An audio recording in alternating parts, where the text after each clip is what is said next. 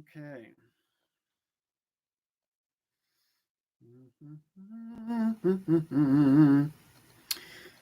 I see something happening. I see your face. Oh, good. I mean, I'm sorry, but good. So now, what did we do yesterday? We had you turning off the audio on the stream and just going with the audio on the phone. Okay.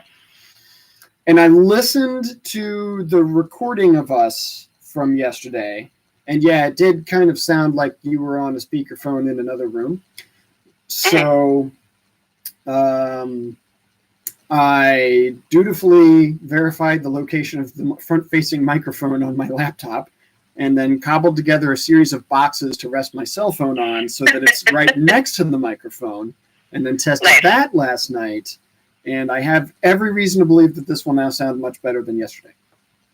Great. That sounds good. I have my iPod headphones in, and so hopefully that will also maintain a consistent audio quality. This is going to be riveting audio for people.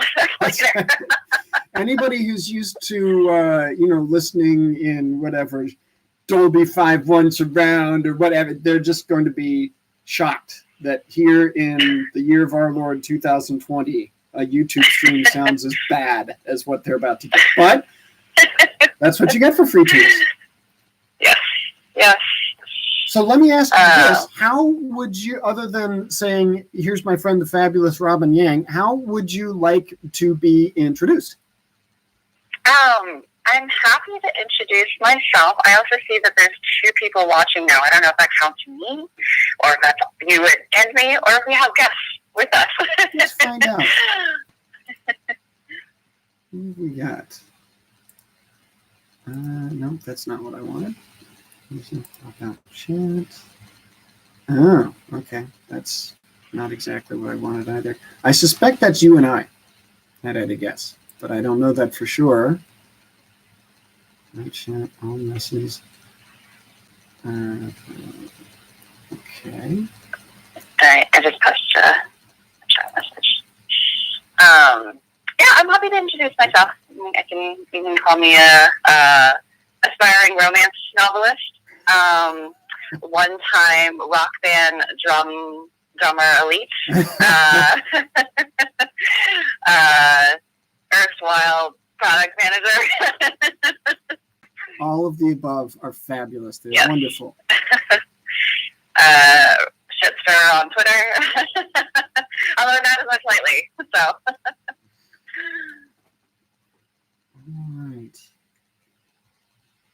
Okay, so what if I click on this? How do you want to approach just how we use the time today? Well, I think for starters, just so you and I get comfortable, we'll just broach the topic. Hey, we're talking about interviewing and giving people the opportunity to learn how to improve the process of their company and also their skills as a candidate.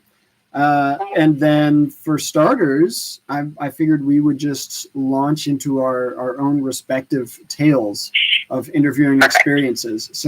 Since we have lived those stories, I figured it would be the easiest thing for us to get our feet wet talking about.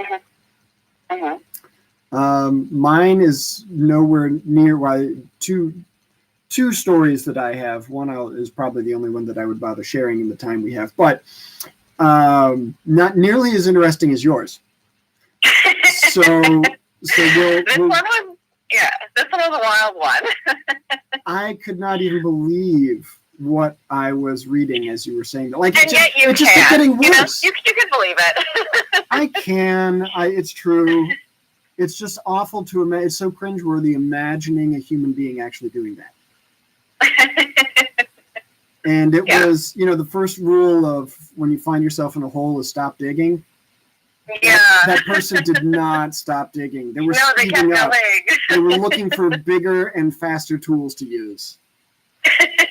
Which, perseverance. People, that's a good skill. I guess. That's one way to look at it. Did you end up reading other folks' stories on Twitter when this viral thread was going around? I saw some. Yeah. Yeah. I feel like it's really tough because that's what got me thinking about this story, and thinking about what would be a really compelling office hours for today. Yeah, I get it. And who knows what happens if somebody joins the chat and says, "Let me tell you my story." I don't know what happens then. So it's interesting. I'm wondering if someone actually wants to pose a question. It's not as simple as, I don't know, what's the square root of pi or something. I mean, if you want to put something in chat, it could be like 2 minutes of you typing a few paragraphs, I guess. I don't know. We'll see what happens. And just to set expectations for folks, we are talking both about the being the interviewer as well as being the interviewee. Right? Yes. Yeah. Okay. Happy to talk about both. And my plan is to go about 45 minutes. We'll see. I mean, typically when I do interviews with folks and I tell them, hey, it only has to be 20 minutes long, they can't stop themselves at minutes. Yeah. And so I'm picturing I should probably put a pretty hard stop on this rather than tell people, yeah, we're going to end at an hour and then go an hour and a half. Well, it's a good way to make sure you're respecting people's time. I try. I once mentioned this. I try. It's difficult. Let's see. Other things we should cover. Are you going to edit all of this part out? This like initial chit-chat? I'm pretty sure I can do that. Okay. We'll see afterwards. Maybe we have to keep all of this stuff in there, and then I'll just feel safe. But no, I think I'll be able to do that. Cool.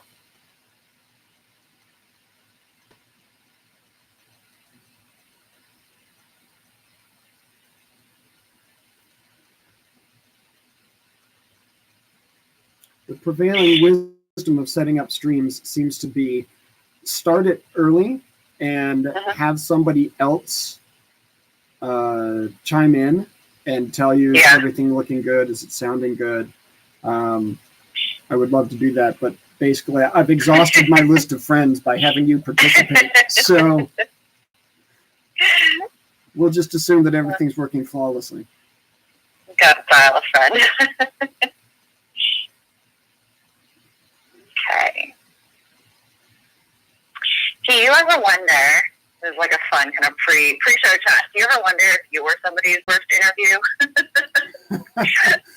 That's actually part of my story. I have every reason to believe that I was an awful, awful interview for somebody, just because I didn't know what I was doing. Not because I was, horribly acidic or something, but I think it was just essentially, as I recall what happened, somebody said, hey, we're interviewing somebody for a gameplay programmer. And at this point in my career, I hadn't been doing programming for like a few years. I was managing a team of level designers. And they said, so we need somebody else to join the interview. Why don't you come? And it was like they were passing me in the hall. Oh, no. And so I knew nothing about this person, didn't know the resume, the job description that they had seen, any of these sorts of things, and had never done an interview before and had never had any training whatsoever. So I probably rolled in there. It was like, hey, how you doing? And then they had every reason to believe that I was basing some sort of hiring decision on that. Right. So I'm sure I was somebody's not great interviewer at the very least. Yeah, I don't, let's see, I'm trying to think if I have stories on either side. It's entirely possible, right? Like that is like one of the unfortunate hallmarks of being a human is that you don't always know what other humans are experiencing. No, maybe. I feel like you already stumbled across one of the major lessons, which is don't throw people in interviews they're not prepared for. It's not a good use of time. Yeah, like if you were a candidate, you wouldn't go in ill-prepared. Like roll out of bed with no training, no experience, no idea who the company is, and just show up for an interview. You would. I mean, people would do that though. Somebody somewhere, before in the history history of interviewing. Yeah, I am sure that people have given the impression that that's their level of preparedness. But being in a perfect world, right, at least half of the job candidates would not do that. So then, shouldn't you on the interviewer side show at least that level of preparedness? Yeah. Yeah. I don't know what the prevailing thinking is that makes so many people think that's okay. Like, like people have a lot of confidence sometimes. Well, so I'm of a couple minds on that. One of which is, 90% of drivers think they're above average, right? So there's that aspect. Like, I'm an awesome interviewer. I don't need to prepare or know their name. Yeah, so there's that part. I can't help but think that to some extent, the folks on the employer side kind of revel, whether they mean to or not, they kind of revel in the power disparity. Like, well, I've already got the job, right? Like, I work here, so I don't have to prepare. Yeah. No, that makes sense too. I can see that pattern for sure. At a company, maybe when you haven't talked to your teammates a lot or press them about, I don't know, like, right? Like, ostensibly, we're trying to hire somebody to fill a spot in our team that's very important. But, of course, things go wrong all the time. Yeah. And these are rapidly getting to topics that we'll have to be prepared to talk about again in the immediate future. But I think that, especially smaller companies, younger companies, what have you, there isn't enough. It's part of the cultural preparedness to show, hey, we care. This is an important process. It means something how we present ourselves and how we talk and these sorts of things. And in many places, I think we just don't show the level of respect for the process. And so if you stop someone in the hall and say, hey, you want to come interview? Then it's like, oh, okay, that's how much we care about interviewing here. You don't have to be prepared. Okay. Yeah. And lo and behold, you get a happy result. Yeah, I suspect that is how it goes. Yeah. So I would use my phone to check YouTube to see what it looks like from a third-party perspective, but my phone's kind of busy talking to you. So let's see. I threw up an incognito window to see. I think our viewership just jumped by one. Nice. There it is. Yeah. So it's 2 of me and 1 of you. Oh, now it's 4. Did you log in from 2 devices? No, just 1. Maybe somebody came in. Hello. I'm going out of one of mine. If you are just joining us, somebody's there. Hey. Hello. Excitement. What do you know? It worked. Reaching out to the internet. Yeah. Hey, that's my buddy Andrew. How you doing? Yeah, I phoned up a ringer. I basically said, okay, there's a really good chance that nobody is going to show up to this, so please come listen. Well, all my Twitter followers said that they would show up. All of mine did too. He's here. Shall we get started? I think we should. For Andrew's sake, we can't be wasting the guy's time all day long. All right, so for the record, hi, welcome to the first ever office hours from All About EX, the company that is designed to give your company an amazing employee experience. And I am so happy to be joined today by my friend and fabulous person, Robin Yang. So Robin, please introduce yourself, because all I'm going to really remember from our discussion of your bio earlier is that you're an amazing rock band drummer. And I'm sure there are other parts of your career and skill sets that you would like to take a few moments to highlight. So please do. I usually like to start with that, so that's good. Hello, everyone. My name is Robin Yang. I'm the underwater sea voice that you hear on the audio. I am a product manager. I am an aspiring romance novelist, and I've done my fair share of both being an interviewer as well as being an interviewee. And so I'm pretty excited today to talk with Keith, who taught me so much about game production and management in my early career. I feel so lucky to be on this podcast with you. It's going to be great. Or podcast, live stream. I don't know what these are anymore. You can turn it into a podcast. It could be both eventually. It's hard to say. And thank you for mentioning my name. Hi, I'm Keith Fuller. All right, so as promised, what we're going to be talking about today is interviewing. And we are happy to look at that from both sides of the table. My main interest is in talking about how to improve the process at companies, because especially in younger companies, emerging startups, there isn't typically a ton of preparedness, a ton of process around how to do an interview well. So that's something we definitely want to cover, but we also want to talk about it from the candidate's perspective. And to get started with that, I will share, I was going back in my mind in preparing for this, I will share the first story that I can remember where I was a part of an interview process from the employer side, and I can only imagine what this looked like from the candidate side as a result. So I had been at this game company for several years. I was originally a programmer, now was a manager of designers.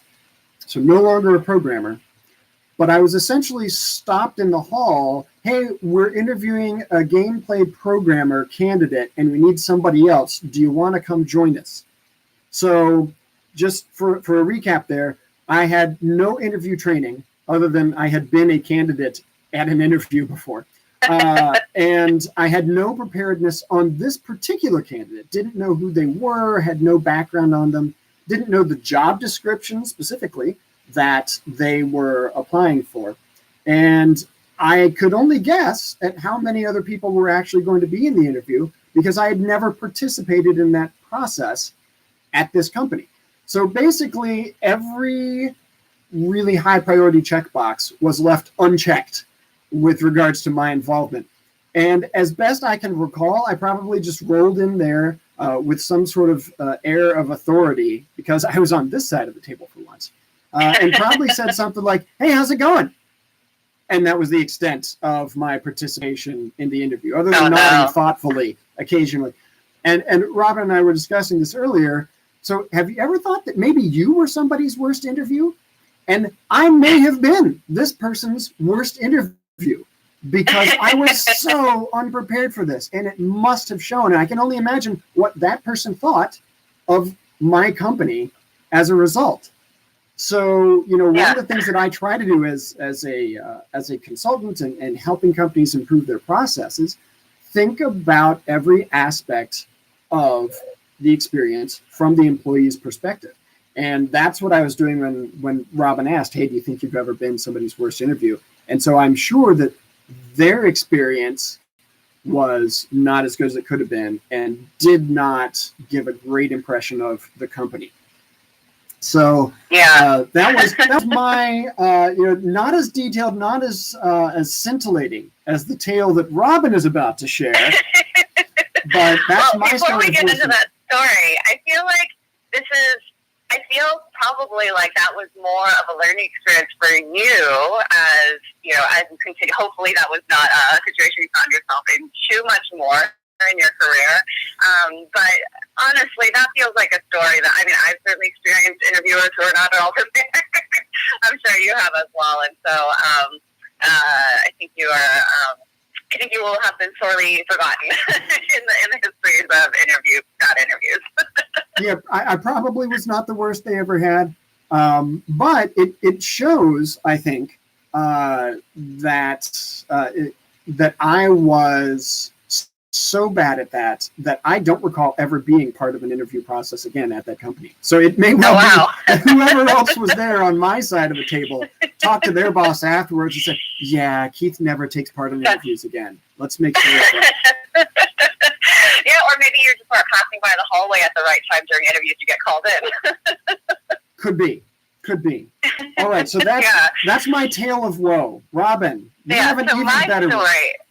Yeah, so I was thinking about this because, again, very timely. There was this great Twitter thread that was going around the last week or so where somebody prompted this just basically, what's the worst Twitterverse, what's the worst interviewing experience that you had? And so I was reading through all these folks' stories, and I remembered that I actually had one.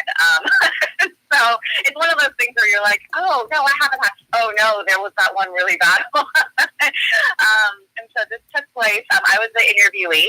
This took place a couple of years ago, and it was a situation where I'd gotten referred into a job because our friend had seen my resume, and she was like, hey, I think you'd be really fantastic for this opening in my company.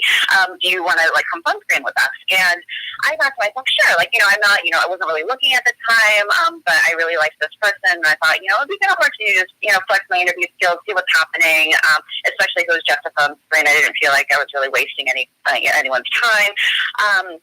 And so I passed along my resume formally to the recruiter, and the recruiter said, hey, that sounds great. Let's talk this afternoon. So we set up a time to talk, sent over my resume, and then we got on this call. The first thing that this interviewer says to me is, so I looked over your resume, and I just don't think you're a good fit. So that's okay. That's a fine thing for an interviewer to have an opinion on, having seen a resume. I was at that moment, I think I was just curious, okay, well, why didn't you just cancel the call? You don't have, this is a waste of time for both of us. Right. And so I was about to say, kind of graciously just say, that's okay. Thanks for taking a look. That's totally fine. If you're looking for something different. So I was about to say this, but he proceeded to list all of the aspects of the job that he didn't believe I had experience in. And so what I mean by that is he went through the job description, which I had received, and for me, and not this would excuse his behavior, but I absolutely met all the qualifications that were stated on this job description. But he proceeded to list out every single responsibility and said, I don't think you have experience in web development. I don't think you've had experience in, working with user-facing products or managing, teams with engineers and designers. And I'm sitting there, I'm trying to interject at the beginning. I'm just like, oh no, wait, I do have that experience, but then he kept going on, and it was just kind of phenomenal to sit back and watch this approach and figure out what it was he thought he was doing. And then at the end of, after he spent, a minute or so going on about the ways he thought I was a poor match, he asked me whether or not I agreed I was a poor fit. And when I say that, I mean, he asked me, this is the first question he's asked me this entire call. He said, don't you agree you're a poor fit? So I don't know if we have any Mean Girls fans out here, but it really felt like Regina George being like, so you think you're pretty, so I'm right, so you think you're pretty. And so I was kind of chuckling at this point. So I told him, well, look, I do have the experience that you're looking for, but given this conversation, I actually agree that I'm a poor fit for this company. So I'm happy to cut short and just save each other time. And so I was hoping that would be the end. The way I phrased that question, that statement, obviously means that this was not the end of this call. This was not a job that I was that interested in. I was, taking the screener because I thought, hey, it'd be interesting to just talk. And instead, this recruiter went on. He continued to repeat the reasons. He looked at my resume. He's like, I see this job here. I just don't know if this is what we're looking for. And he told me that he had, we have an abundance of higher quality candidates. So I just don't know if you're something to consider. And I kept kind of trying to interrupt him, being like, look, this is obviously not going to work out. Why don't we just save each other lots of time and end this call?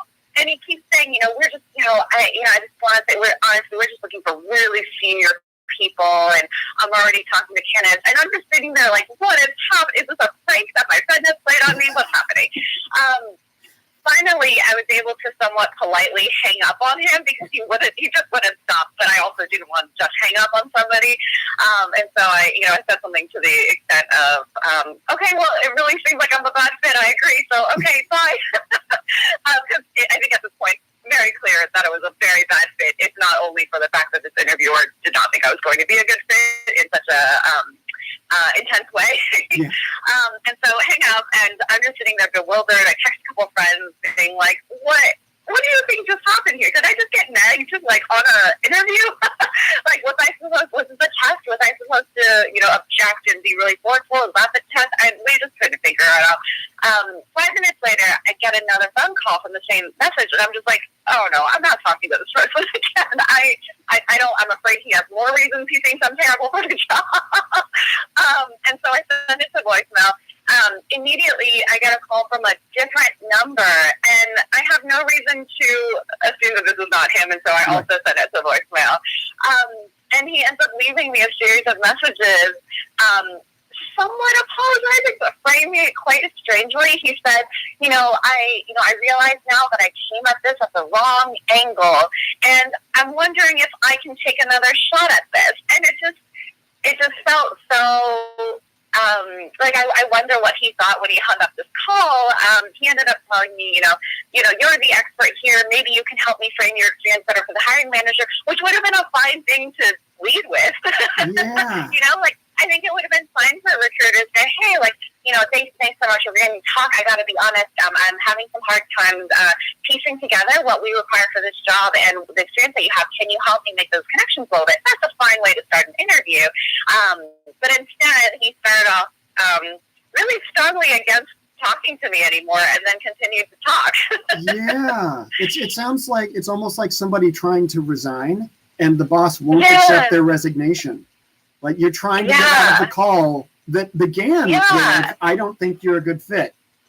Yeah, and look, I've got some self-dignity. I wasn't really into the idea of continuing to listen to somebody tell me why I was terrible for a job. Yeah. I really was trying very hard to end this call in a cordial way. But yeah, it was an experience. I'm not certain I learned much from it, but maybe he did. I ended up writing my friend who referred me just like a factual email, mostly I wanted to let her know, thank you for referring me, and I won't be proceeding in case you were wondering. And then I just gave her some feedback on, this person told me that, I just gave the high level, I tried to strip out a lot of the anger from it. I was just like, I just thought you should know that this is what happened. And good luck. Hopefully you can use this information to improve your recruiting processes. Yeah. And she wrote back, horrified. She's like, I'm so sorry. I've worked with this person forever. They've never behaved like this. But, I will make sure to call because I never want anyone else to have this experience. And luckily, I never heard from them again. No more voicemails or mysterious calls. Good. I mean, in general, that's kind of not what you want if you're applying for a job, to never hear from them. But in this case, that's the best possible outcome. Yeah.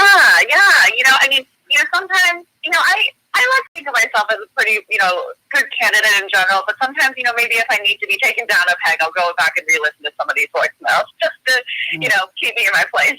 I guess. So to summarize, if I had been the fly on the wall listening to this person attempt to interview you, I'd like to believe these are the takeaways that maybe I would share either with them or their boss both. One, don't lead with telling somebody every reason why they're not a good fit for the job. It may well be that you have those opinions, but phrase those as questions. Your job here is to learn more from the other person, not tell them what you already think when this was the first call, right? Yep.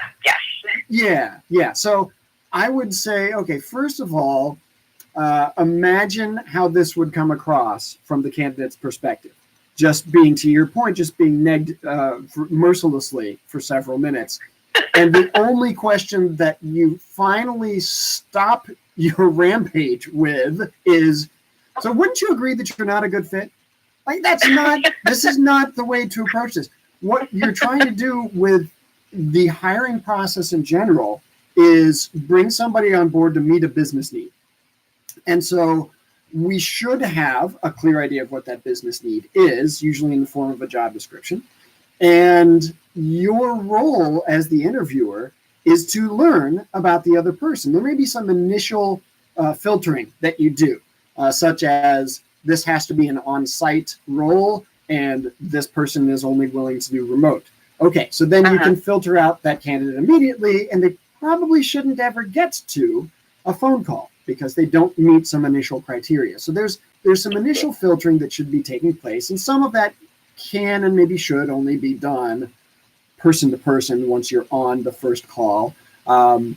So after that, there's really evaluating. So if they've passed the basic filters, the 2-3 things that we have in place, we should then move on to evaluating this person. Where are they on scale of 1 to 10, or however you're going to judge a candidate? Because hopefully you've got other candidates and you want to know how they rate as well. Yep. And it doesn't sound like this person was doing any filtering or evaluating. They had kind of already made up their mind, and they're just sharing with you why they have decided not to move ahead. And a lot of it, they really, really needed to make sure I understood why I was a bad fit. Yeah, I think we should all be clear, that's not the most important thing for you to do. Yeah. Yeah.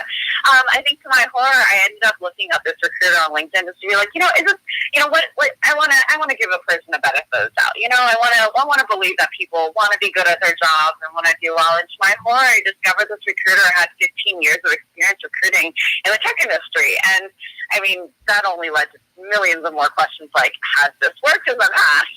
Yeah. Is that why he thought this was an approach? I mean, that's the curious thing, right? Is he's, and I promise we can drop this story and move on to other interesting interviewing tips. But, the way he called back and left me a voicemail was about, I approached this in the wrong way. Like, let me take another stab at this. Just kind of felt like this was an approach he consciously decided to take and then realized it was the wrong one for me versus realizing it was wrong overall. Yeah, like I could understand maybe going to your boss afterwards, who was sitting in on the call and saying, look, I realize I just kind of screwed this up. Let me take another stab at it with the next candidate or what have you. I know what I did wrong. Yeah. I could see that approach maybe making sense, but calling the candidate and telling them, I'm pretty sure that I didn't display a good level of competence here, and I would like you to give me another chance. Yeah. That's an interesting decision. It's like, sir, we're not in a relationship. This is fine. You can just let it go. Yeah. Well, okay, so let's look at this from the candidate's perspective, though. So to hear your side of it, it sounds like, and I don't know what sort of preparedness went into this other than, hey, a friend referred me. But it sounds like you, at the very least, were thinking about retaining your composure, being polite, being professional, and you were, I think, the impression that I get, correct me if I'm wrong, it sounds like you kind of had a sense of boundaries set up in advance, like, okay, I don't care if these people are going to offer me $1 million. This process is going so badly, and it's reflecting so badly on the company that I'm pretty sure I don't want to work for them if this is what they do. So it sounds like you were kind of going through that mental process and going, how do I get out of this politely and professionally, because this is past my boundaries of acceptability? Yeah, I mean, I think again, that he made that very, very clear with his opening statement. And yeah, for me, my reaction was just like, why, life is short. Why are we wasting our time on this call? But also, secondly, you're right. Like, I really did end up believing I was forfeit for this job, because it would have meant being at this company where this person was recruiting new candidates. It's a big company. I know that, for any given recruiting team, there's information and communication that can get dropped.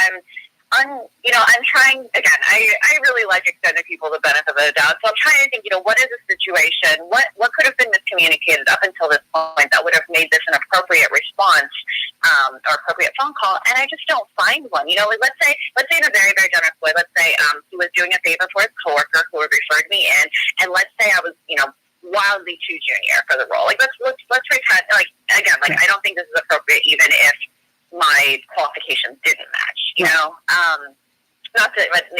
did absolutely match, unfortunately. It was kind of stunning. It was a pretty bad look on the company to have somebody representing their processes, representing their culture by starting off in this way, and, when I, immediately thought to myself, is this a culture I want to participate in? Is this a place where I feel like I'm going to get a really interesting, next set of interviews or a really interesting on-site, like, no, I kind of left a pretty bad taste in my mouth. And again, it's a really big company, and so I think, it doesn't, insofar as like, I don't think all recruiters are going to be like that at this company, that's fine, but, you never want a candidate walking away being like, right. Yeah, that was a poor experience. That was that was a good story for what's the worst interview you've ever had Twitter thread. Right. So what, the ultimate goal of the employee experience that you offer at your company is that when the time comes for an employee to separate, be that a month, a year, a decade later, you want them to move on and tell anyone else they encounter, what you need to do? You need to apply at this place that I just left because that was the best experience of my career. You want them, after they leave your company, to be a brand ambassador for you. And what this one call did was the exact opposite. Took someone who was not an employee and thankfully never will be, and turned them into the opposite of a brand ambassador. Whatever you do, don't work for these people. So you raised a really good point in there, and you mentioned it's very nearly a trigger word for me when someone says culture. This is something I want to leap into.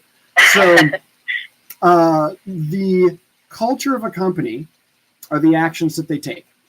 And when we look at interviewing, this is the gateway to your culture, because everyone you bring in, regardless of role, regardless of tenure, seniority in the industry, what have you, will impact the culture.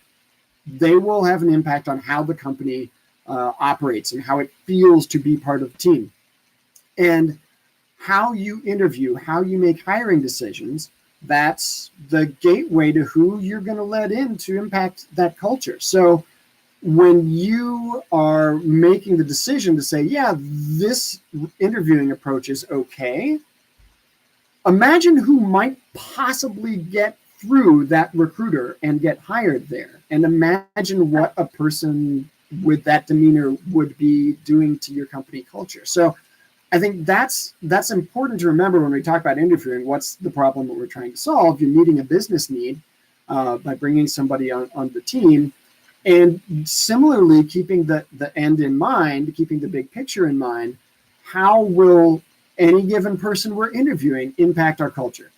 And how can I learn as much about that potential impact before we make a hiring offer or we reject their application? So those are things that I think absolutely folks need to keep in mind. And I think if we did consider that properly, cultural impact, long-term impact of every hire, folks would probably put more effort into having an actual concrete process for hiring. They would and interviewing, having a process in place that says anyone who's ever going to interview has to go through this training for us, even if it's just a page with 5 bullet points on it. This is the beginning of how we guard the gateway to our culture. And so it's important that everybody we involve in this process knows these 5 things. What are your thoughts on that, Robin? Yeah, I mean, I think it's so important because, like you said, every single thing is a first impression, right, for a candidate. And when a candidate comes in, and this is, these are things that I've experienced in many interviews, certainly not among the worst things. But when I think about when I show up to an on-site, for example, and the difference between being greeted by my name, oh, you're Robin, you're here for interviewing for this position, and the difference between that and, an office where I walk into and no one's around, right? No one seems to know that I'm supposed to be here. No one knows where to direct me. Who are you again? You're meeting with so-and-so. Oh, okay, they're in a meeting right now. To just, take a seat anywhere. And you're just like, I'll go get them. I'm here for you guys, kind of, and so, every step of that says so much about your processes. Every part about that says so much about, how you're showing up for brand new candidates, right? And so like that, and that's point when you should have your best behavior on, right? It's like somebody who you think could be really great fit for your team, who you think could, help come fix this problem that you guys have finally figured out how to get headcount for.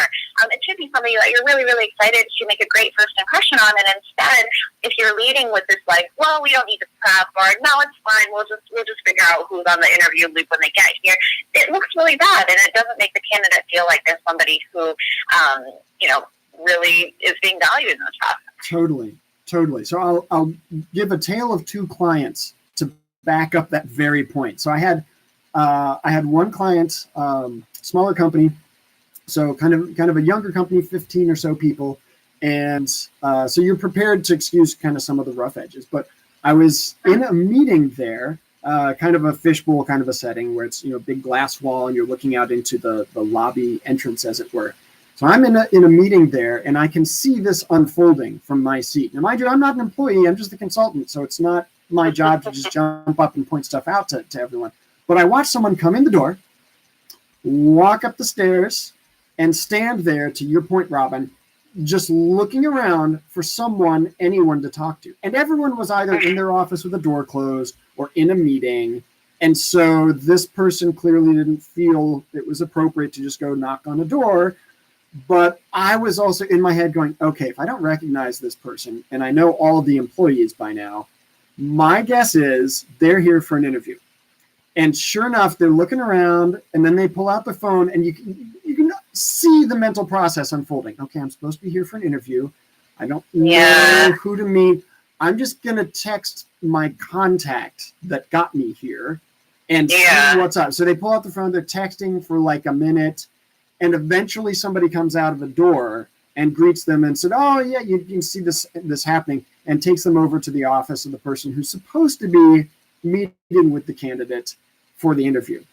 So we have that kind of picture, right, where it's, they've recovered. So yay, every now and then you're going to fumble. How do you recover the fumble is the important part. So they did well. But in terms of preparedness, so in contrast, another candidate that I worked with was larger. There were several dozen people, and they were this client was on their way to growing by dozens and dozens of people. And so they brought in an in-house recruiter, full-time employee. Their job was to tighten up the hiring, the interviewing processes. And the sorts of things that he put into place were phenomenal. He would put together a one-pager on the candidate. Here's the name. Here's how they applied. Was it a referral? Was it the website? Here's the position. Here's the link to the job description online. All this basic information. I think also had a photo of the person, right? And he would require everyone who was going to be involved in the hiring process to take part in a 5-minute hiring huddle first thing in the morning. Okay. So if we said the candidate's coming at 10, then at 9 a.m., everyone involved in the interview process meets me in the lobby. We go over this information. Here's who they are, why they're applying. Does everybody have the agenda? Do you know which phase of the interview you're going to be in? Do you know where the meeting rooms are? So he made sure everything was buttoned up before the candidate got there.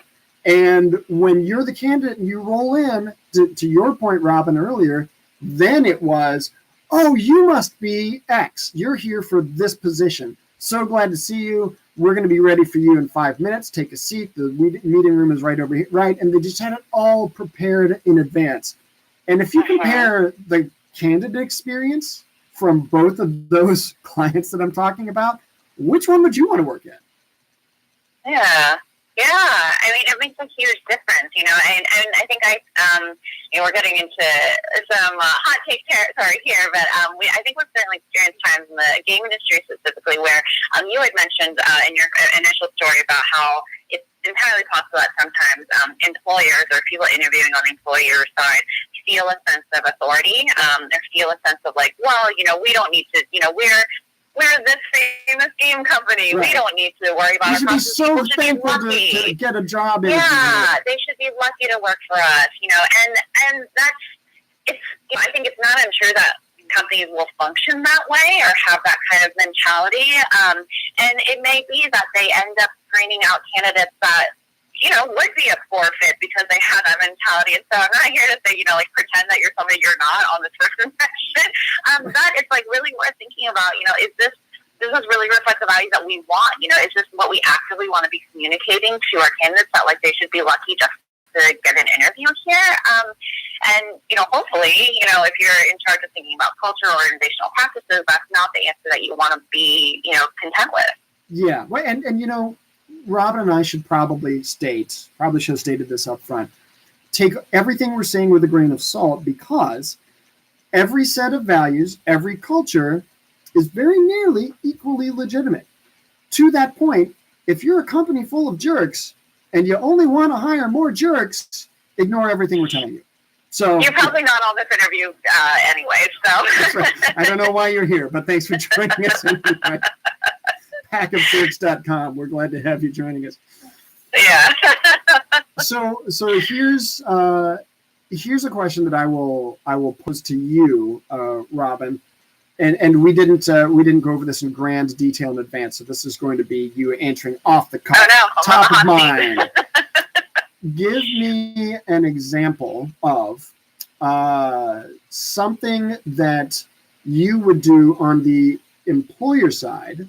So you were one of the interviewers. Maybe there's the hiring huddle. You have some level of preparedness, but what are you going to ask? What are you going to be trying to accomplish as the interviewer when you first sit down for a candidate? What's a guideline? What's a tool? What's a tip? What's a particular question that you think is valuable? Give me some of your thoughts there as the interviewer. Yeah. So as the interviewer, what I'm thinking about when I'm going in is, it's my job to try to evaluate a candidate, right? It's my job to, I'm spending this time. I am trying to figure out if this is going to be a good person for either my team or an adjacent team. I'm trying to make sure that they have qualifications. I'm trying to make sure that whatever part of the interview loop I'm responsible for, maybe it's technical deep dive, maybe it's a design exercise, maybe it's a culture fit, loaded word culture, maybe it's kind of understanding their leadership skills, whatever component we've agreed upon beforehand, right? So that says a lot. We've agreed upon something beforehand that I'm responsible for in the interview. Somebody else is responsible for a different component. I need to know that is what my job is, and then I will have my own thoughts about, okay, so how do I get to that answer? If I'm evaluating somebody for their collaborative experience, or I'm evaluating somebody for their management of people in difficult situations, or if I'm evaluating somebody for their design thinking skills, what are the things that I need to ask in order for me to get to the question that I have, which has this person shown me the right signals that they are going to be a good continuing candidate for whatever step we're in?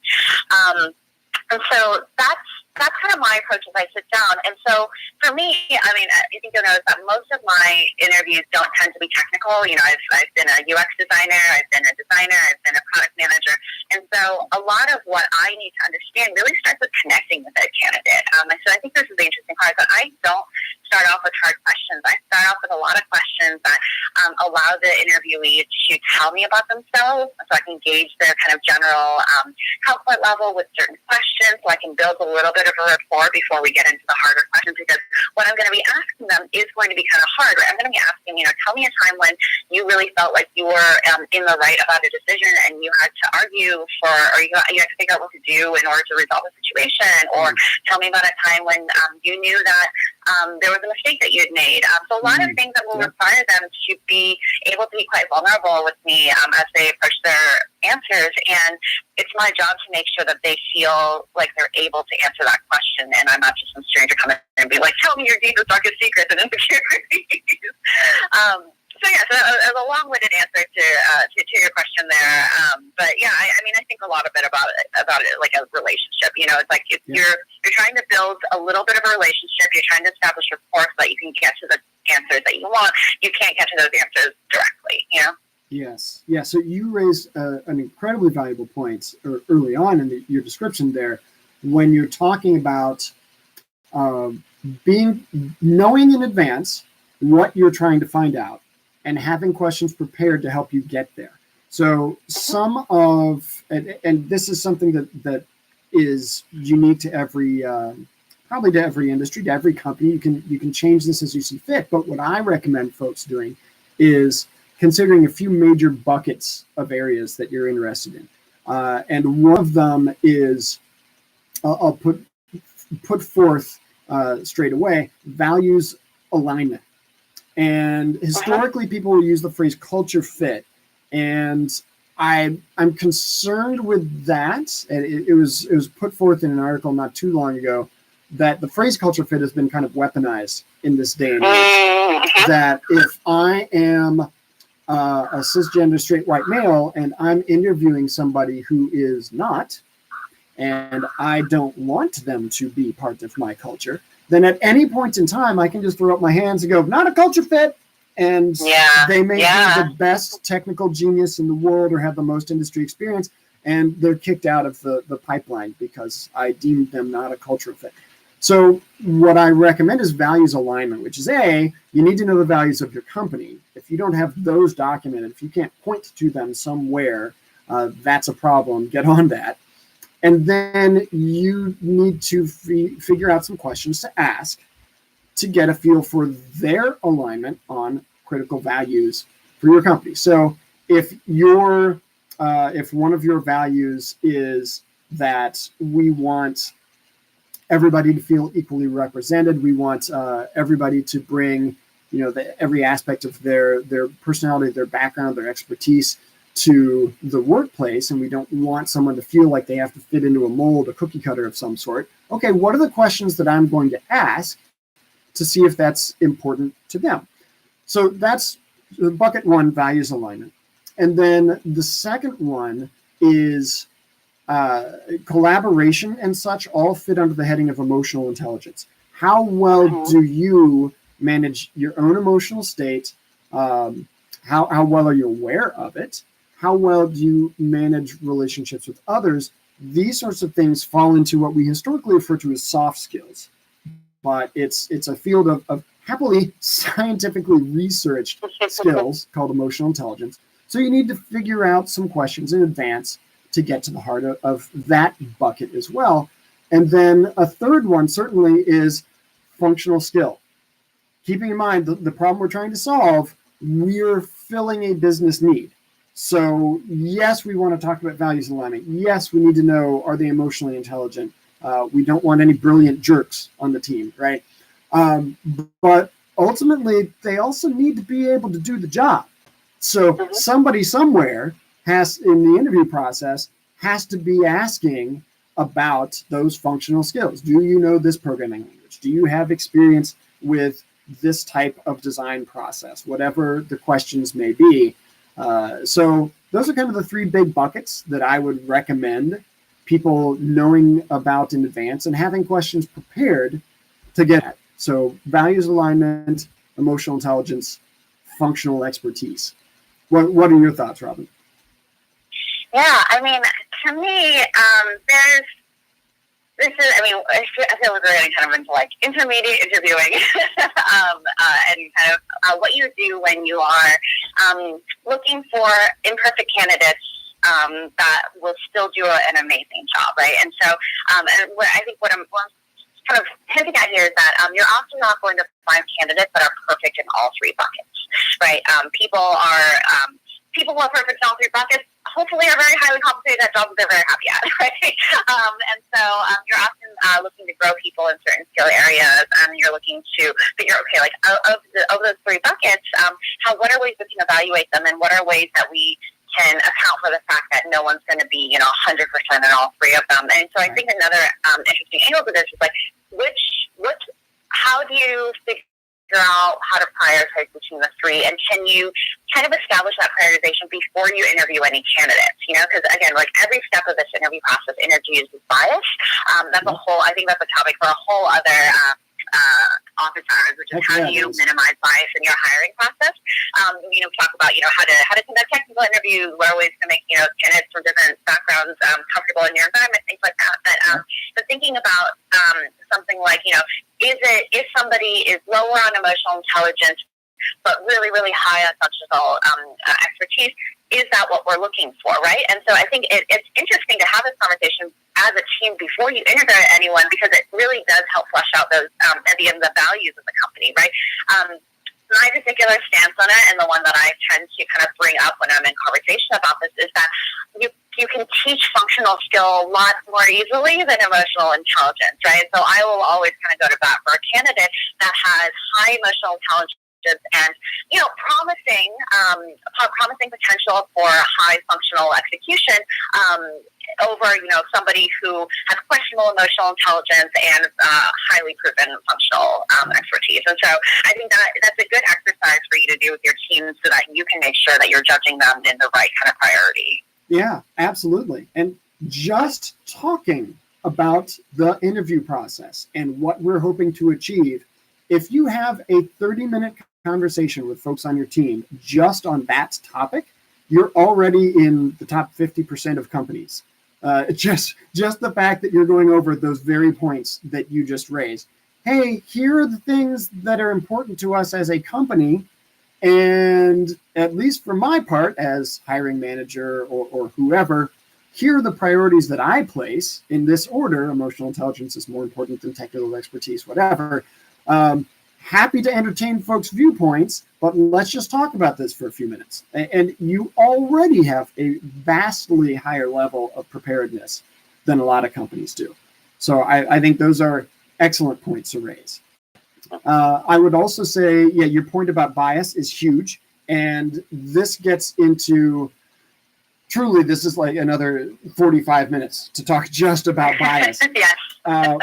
But there's the interviewing, and then there's the actual hiring decision. So imagine that we have the ability to say, all right, well, there are these three main areas that we want to judge somebody on, and we can ask questions to get to the heart of how well they fit in each of these categories. Okay, how do we score, such as it is? We're trying to take something really subjective and turn it objective, which is always hard and imperfect. But how do we score in these buckets that are important to us? What are we going to do with that data when we get it?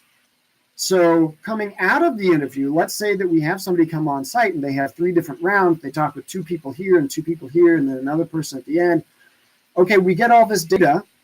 Everybody asks questions. Everybody has their own thoughts. What do you do with it?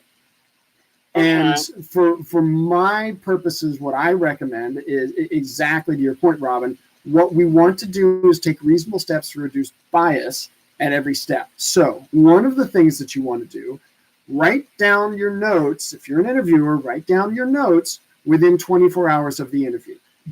If you did it on Friday, don't leave it until Monday. Within 24 hours. Because sure as God made little green apples, you are going to forget some really important things that the candidate said or that you thought. And so you've got to capture those thoughts while they're fresh. And then don't talk to the other interviewers before you write your notes. Avoiding groupthink is another way that you can move away from typical biases in the process. Don't just talk with the other interviewers right after the candidate leaves the room. Hey, so what'd you think? Kind of a jerk, right? Well, now I am led to believe that candidate was a jerk. And 10 seconds ago, I thought they were cool. So take down your notes before you talk with other interviewers. And this is another topic as well. Okay, once we have all of these notes, we have whatever score, whatever rubric you use to try and get objective data. How do we make a hiring decision based on that? And you raised it earlier. Well, what if you have one candidate who's great in emotional intelligence and one in values alignment? How do we prioritize which one is better, right? And so that's a topic for another discussion as well. So we've got, for future office hour discussions, we now have at least 2 or 3 more. How to reduce bias, how to actually make hiring decisions. This was a great brainstorming session. Thanks everyone for listening. Yeah. We figured out what else to talk about. That's it. I did want to interject one thing. You made a really great point about not only a great way to reduce bias, but also to make sure that you have a good recollection of this candidate, especially if your interview process takes a couple weeks and you're trying to decide on somebody, 3 weeks after 2 weeks after the interview loop. We instituted a practice at my last company that I thought it definitely was Well, so we had essentially for most interviews 2 people in the room from the company for each interview. One person to observe and take notes, and the other person to run the interview. I don't think it's a thing that works necessarily for every single type of interview you have, but it did really provide us with a lot of value because it meant that I could focus on interviewing the person, really listening out for emotional intelligence cues, following up with great questions, and not have to worry about taking notes the whole time because I knew that my partner in the interview was going to be taking notes. I think that it's something that you probably can't do for more sensitive conversations about salary and compensation, but maybe for other interviews, especially if you do have the ability to spare your team's time, it's something to worth thinking about because it provides somebody who's there to kind of guide things and make sure that they're taking notes. Yeah, so I'm with you on that. I think that it gets tricky, especially if you're at a smaller company. If you're at a startup and you only have 8 people, right? Yes. Somebody's hopefully actually running the company out there on the floor while you have somebody interviewing, right? And so you're reduced as far as how many people can be doing what. But for sure. I think that it's certainly valuable to be able to focus on the task at hand and not have to be worried about the administrivia of, am I running 5 minutes over? Did somebody write all the things? So if you can swing it. This is a hint for a future much larger topic about interviewing for a good values alignment when it comes to things like diversity. It was actually, you can't see my tiny avatar, but I'm Asian American. I'm a woman, and it was a really good litmus test when I often had a male note taker in the room to see if the candidate would answer me or answer the note taker. Yes. That's a very basic test. If you fail that test, that's, you got a long way to go. But more often than not, unfortunately, proved to be a pretty good litmus test about how they might in the future work with me, as a leader of the company. So, that's a whole other bucket of worms we can dig into another time. But there's other things that you can get by that interview structure. Yeah, great points. Yeah, we clearly could just list a ton of tips for how to formulate a good process that avoids bias and promotes diversity of perspectives and all these sorts of things. We don't really have time to go into that right now, but the good news is we've already written down a lot of these things, and we have an ebook on it at the allaboutex.com website. So if you want to head out there and take a look, we have an ebook available there for download that includes all of the things that we talked about and more, and even has sample documents in there for how do we keep track of a candidate in the pipeline, what are the tools that we could be using if we have no money to throw at this, but we want to do all of the things right that Keith and Robin just talked about. There's some suggestions in there of how to accomplish that. So I'll also share that we have a newsletter, and we will put a link in the description when we post this video later. But you can also join us at We Are All About EX on Twitter. And if you have questions about these sorts of things in the future, let us know, because we're doing more office hours. We're going to try and do these every month. And if that seems to be a hit, then who knows, maybe we do them more often. But I've had a blast today, Robin. I hope you enjoyed joining me live via satellite, as it were. Yes, this was great. I hope that we were able to provide some value to folks who are listening in and for folks who might be watching this later. We should solicit questions ahead of time, maybe, and we can kind of seed them out here too. So, it'll be exciting to do more of this. Agreed. All right. Well, thanks so much for your time, Robin. And thanks to folks for watching. And we will see you again in a future edition of Office Hours with All About EX. See you. Bye.